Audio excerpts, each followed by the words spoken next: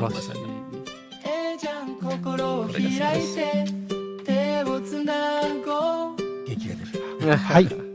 はい、ありがとうございます。はい、エージャンテーマソングから始まりました。16時30分になりました。もうちょっと聞きたいからですね。はい、はいまあいいね。はい、じゃあ次回もうちょっと長くとバックでかけてますのでね。はい、はい、はい、それではですね、後半も引き続きお付き合いください。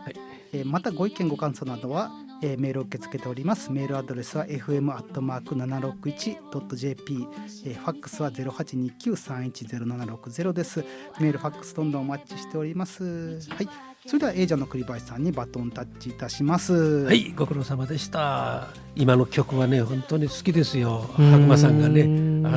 AI 君と一緒に、そうですね作っていただいたテーマソング。作詞も曲も AI と一緒ですね。素晴らしい。素晴らしい。あれ聞くと元気が出る。はい、イエスさんの曲もですね、作りますので、イエスで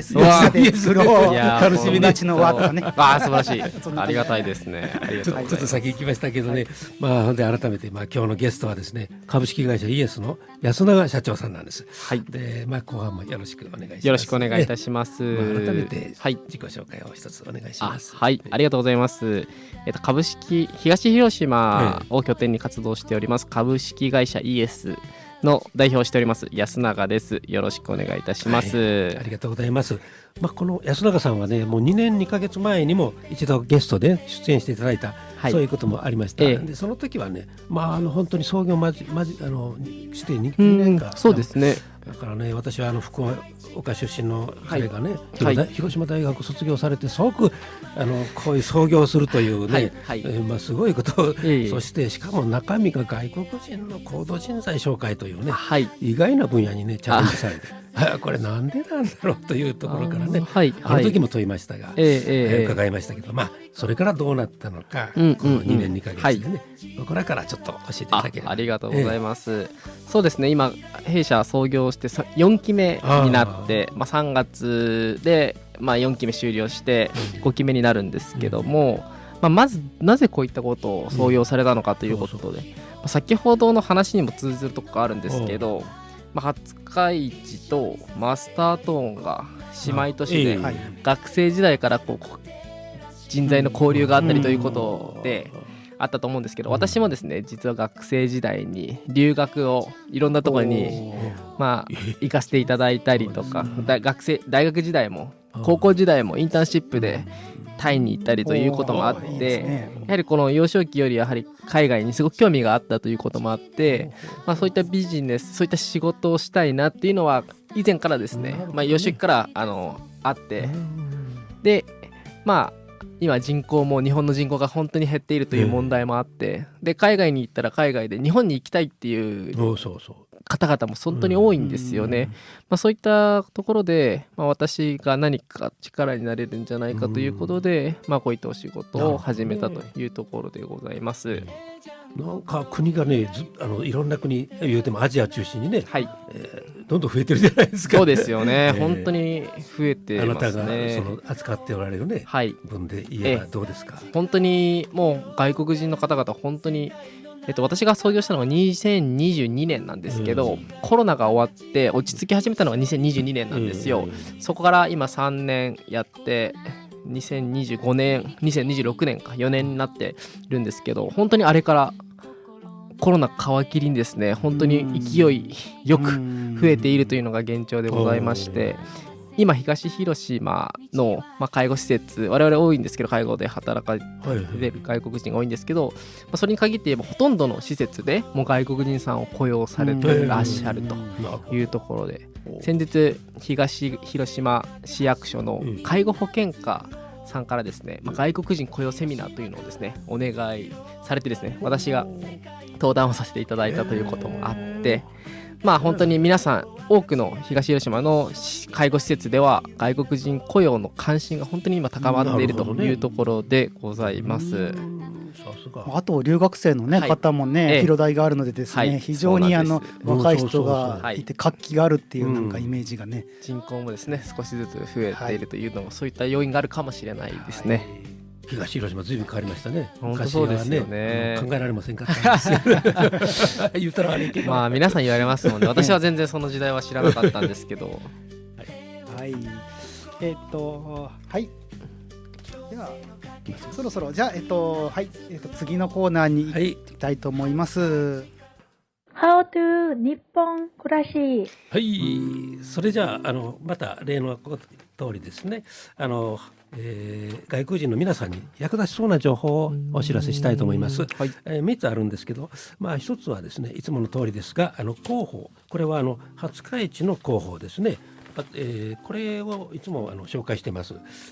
大変ね、広報廿日市というのは便利だと思います。無料で各家庭に送られています。6ページ開いていただけますか。そうするとですね、これには上の方はもう羽熊さんおられるから羽熊さんの担当かなと思うんですけど、国際交流多文化共生の扉ということでですね、廿日市市にある地域日本語教室というのが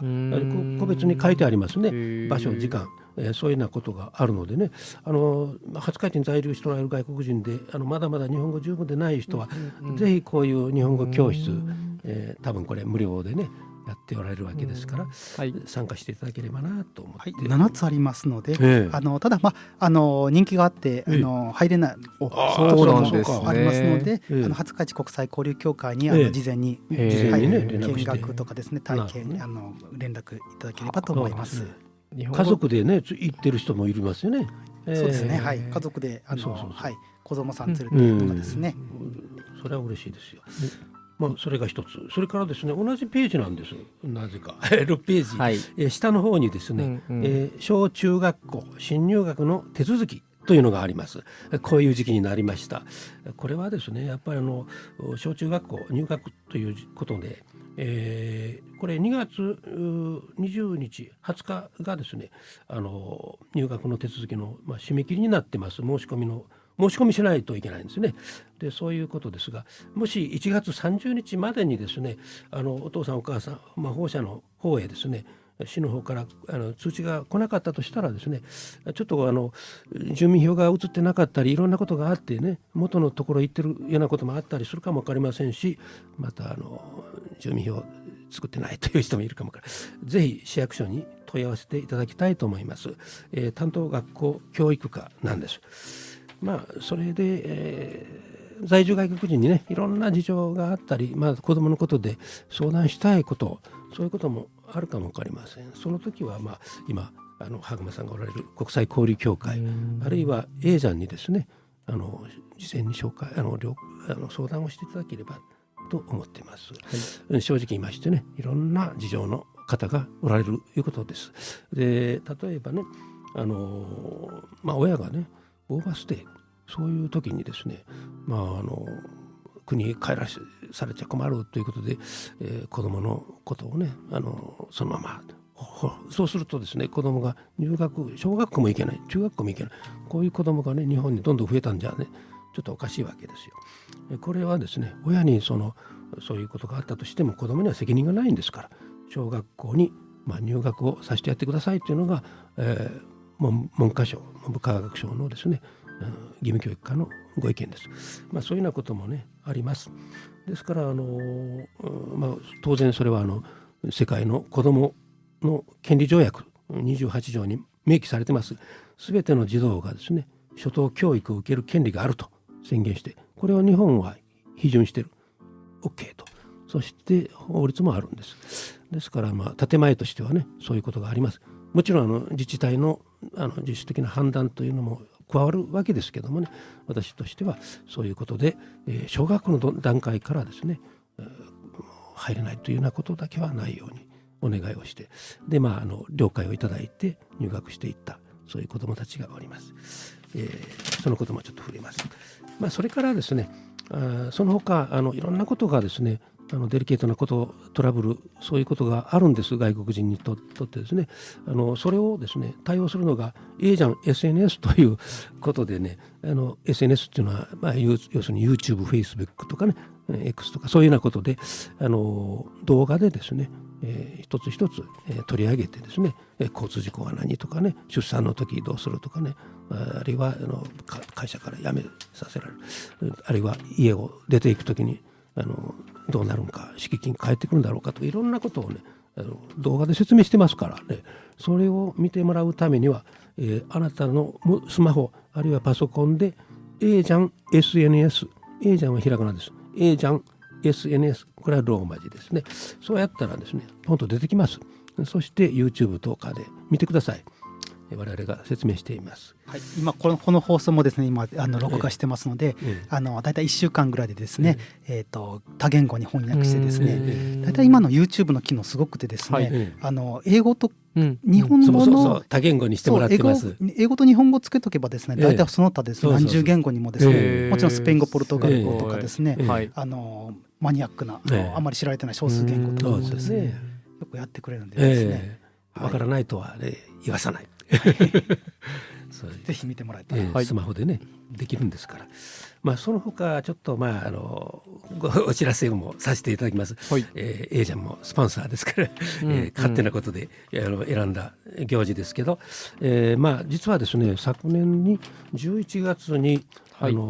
広島テレビのテレビ派、これでけん玉をワールドカップの時のね A ジャンのメンバーが通訳しました。その様子、それからその後また同じように11月に NHK テレビのコネクトでですね、これを取材を受けたんですが、これはもう本当にね丹念にいろいろな情報交換をさせていただき、もう本当に取材もね何回も来ていただきました。そして11月23日24日、これはね朝と夕方ですけどコネクトで、12分ぐらいでしたけどね、それをね、皆さんが見ていただいておるんで本当にね、いっぺんに有名になっちゃったんですね。素晴らしい、もう有名人ですね。それを見たい、もう一度見たい、あるいは見逃した人にはですね、イベントを用意しました。素晴らしい。1月17日の土曜日と1月31日の土曜日、ちょっと間空けますけどね、10時から12時、JR 廿日市駅の南口で2軒隣にですね、建物があります。その3階でやりますから、見逃しテレビを見る会、そういうことでやります。で17日はねちょうど廿日市でガラポンのですねゲームやってます、けん玉マルシェというのがねできて、そこにですね、そこへもご案内しましょう。楽しく大当たりを目指して、それから31日はですね韓国料理でですねチャプチェとかわかめスープとかね、こんなのも用意してますんでね、楽しみながらね、やっていただいて言いたい放題の新年を迎えましょう。その時にねもう今言ったコネクトの時、特に今隣におられるイエスの安永社長がね、本当に来ていただき、でミャンマーのチー君もね来てもらって、ミャンマー人の大勢のね若者、これの就職についてね本当にその場でいろいろ対応していただいたんです。それをテレビがね NHK がもう丹念に録画し放映してもらいました。私は本当にありがたいなと思ってますよ。ミャンマーというのはビルマなんですね。だからタイの西隣にある、ビルマの縦ごとでね日本人はなんとなくイメージできると思うんですが、そこをアウン・サン・スー・チーさんが家庭にね隔離されて、軍政になってますが、その後徴兵制がね厳しくなって、あそこは100民族ぐらいがねあるような大変だから国家に対する反発というのもいろいろあってね、軍政が厳しいんですよ。だから女性もね徴兵制が、そういうような中から若い人がどんどんね日本にも来ておりますが、広島にはですねこの5年のうちに3倍来てる、1700人を超えておるということですね。それを半分が多分技能実習生、そしてその後半分が専門学校生というかね、大雑把に言えば若い人なんですよ。で我々はやっぱり専門学校生のようにねそういうような人で学校へ行きながらアルバイトをねできるだけしたいと。そうしないと授業料、食料、家のね家賃とか、そういうようなことで、それをこの度目指しました。安永さんがねやっていただいたおかげでね、9人のね、メンバーが来てくださって、それからもう早速就職が決まったじゃないですか。ありがとうございます。彼女も喜んでるでしょうしね、その辺の話を一つぜひお願いしてという思います。はい。今どうぞどうぞ。大丈夫ですか。ありがとうございます。先日栗林さんがですね、日本で東広島で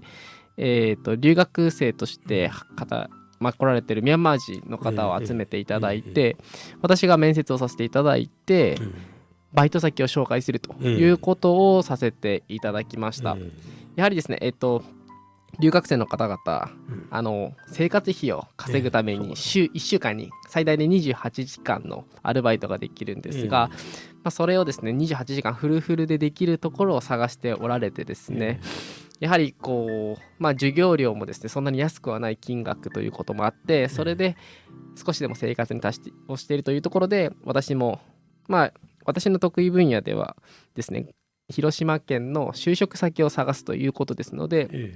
その部分で協力させていただいて、無事にですね病院に一人就職が決まったというところでございます。よかったですよ。でもミャンマー人の彼女らのね、話を聞いて私はね驚いたんですよ。11月に面談したんですかね、最初の頃ね。8月9月に来て、その学生ね、そんなのがあれだけ日本語喋れるというのがね。そうですよね。それがなんでか言ったら日本語とほぼ同じ語順だそうで、ミャンマー語というのが。そうです。これは不思議で、もともと仏教国であって、そうですね、敬老の精神もあるしね、お年寄りの介護をして、それが徳につながるというかね、徳を積むというような、そういう発想もあるからね、考え方もありますね。なかなかね、なんと日本人に馴染めるんじゃないかなと期待を持ってますよ。本当最近ミャンマー人の、特定技能と呼ばれる就労者の方々もかなり増えていて、そういう先ほど言われた日本語能力が大変高いというのもあったりとか、宗教が仏教徒であってかなり日本人の感覚が近いということもあって、かなり多くのミャンマー人が来ているということもあるので、今後もどんどん増えるんじゃないかなと思っております。私もミャンマー行ったことがあるんですけど、本当にね笑顔が絶えずにですね、あちこちでお寺でね、皆さん熱心な仏教徒で、国民性も実はすごく穏やかな人たちね、ちょっと悲しいニュースとか今出てますけど、あれはちょっと特殊な今状態でですね、本当にね気のいい人たちっていうことになりますので、さてちょっとここでですねゲストのですね、広島でじゃん。はい、ありがとうございました。今日はせっかくゲストの安永さんに来ていただいておりますので、一般的に外国人材のね受け入れにあたって、どのようなことをね注意すべきか、そういうところをかいつまんで教えていただきます。ありがとうございます。私どもはですね特定技能外国人と呼ばれる介護であったりとか製造業、あとは火器業者さん等で働かれる外国人を、海外インドネシアベトナムミャンマーから来ていただいて就労のお手伝いをすると。で就労後もですね、ちょうど先ほども倉橋の介護施設行ってきて面談をしたんですけども、就労開始から今回で3週間経ったので、途中でですね様子を見に行って何か困ったことないですか、仕事のことと生活のことについて聞きます。で、その後介護施設の担当者さん、施設長なんかとも話して、今後どのようなところを頑張って仕事をしていくのかとか、そういったそのコーディネート的な役割をさせていただいているというのが我々のお仕事になります。ですので皆さんが入国する前に初めての外国人を雇われる会社さんであれば、例えば担当者さん何人か集まっていただいて、外国人を雇用する際にはこのようなことに注意しましょうねと。例えば、インドネシアの方、今日いらっしゃった方バングラディッシュの方なんですけど、イスラム教徒なので豚肉が食べれませんよとか、お祈りをしなければいけませんよとか、そういったできることできないことについてご相談させていただいて、本当に宗教観ってイスラム教徒だから皆さんがラマダンをしています、皆さんが豚肉食べれませんとか、そういった簡単なものではなくて、人によってここまではできてここまではできません、女性もですねかぶり物、ヒジャブというんですけども、それをする方もいればしない方もいらっしゃったりということもありますので、そういったところ一つずつ丁寧にご説明をさせていただいて、あとは外国人の方々と相談しながら決めていきましょう。相談の際には私たちもこう定期的な訪問でフォローさせていただきますというふうなことで、サポートをさせていただいているというところでございます。そういうところがねやっぱり今まで日本に来られる外国人に対する教育とかいうことばかりね中心に、それはやっぱり受け入れ体制の方がね、そうですね、そして現場がこういうのをね学ぶということがね一番大事だと思いますね。そこを丁寧にやっていただければね、そうですね、ありがたいですね。もちろん外国人の方も日本の文化を学んでいただくのはもちろん大切で、母国で一生懸命頑張ってもらっております。なので日本に住む我々も外国人について少し歩み寄れるようなサポートをさせていただいているっていうのが我々の会社の主な仕事だと思っております。入社してもですねやはり長く続かなければお互いに不幸になってしまうというケースは本当によくありますので、やはりそこの最初の障壁というのを我々と一緒に少しずつ取り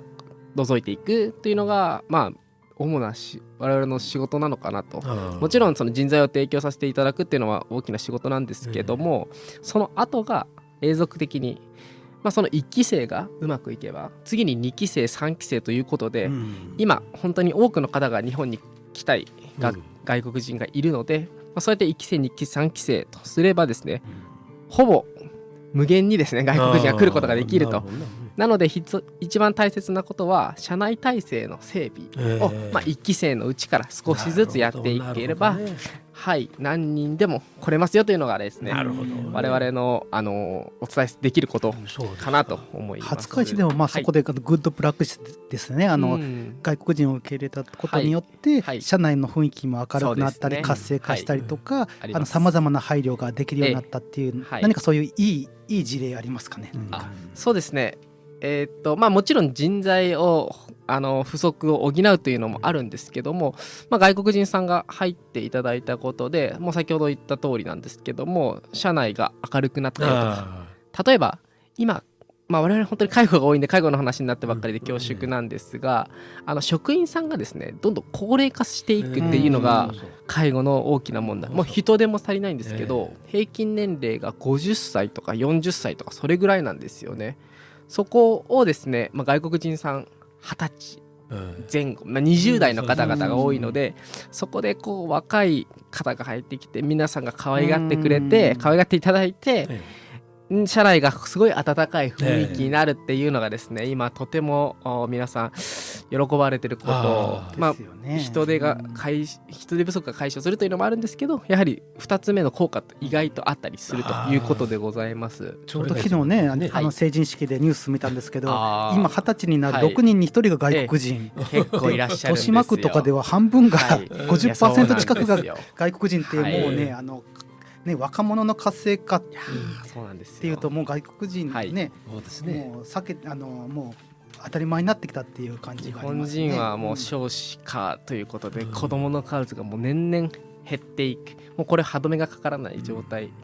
ですので、そこでうまく皆さんと、今日のテーマでもある多文化共生ですよね。皆さんが一人一人の力を出すことで日本を支えていくとか、そういったことを我々目指しております。それための我々は潤滑油と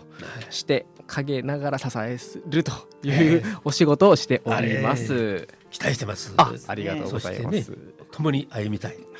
ぜひ A ちゃんの方にもお声掛けください。つなぎますから。ありがとうございます。なかなかね、新聞に載る話題とすると、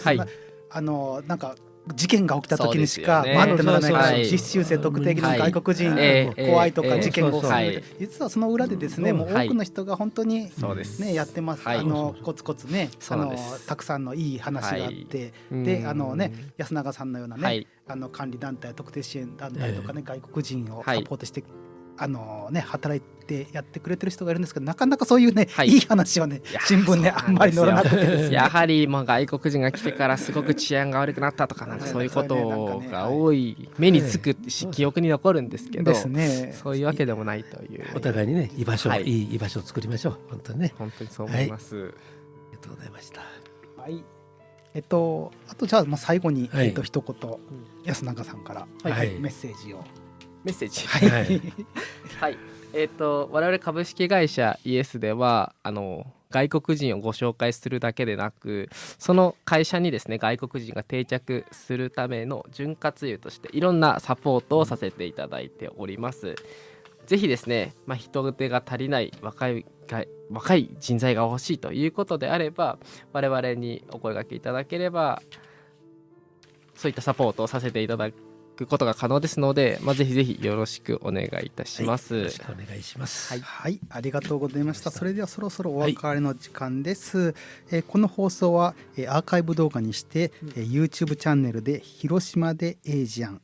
SNS からお聞きいただけます。はい、次回も来月第2火曜日の午後4時放送です。夢タウン廿日市サンガ FM 廿日市 A スタジオからお送りいたします。はい、それで最後エイジアンエンディングソングを聞いてお別れたいと思います。本当に今日はありがとうございました。廿日市から広がる世界の仲間、文化の違いを分かち合い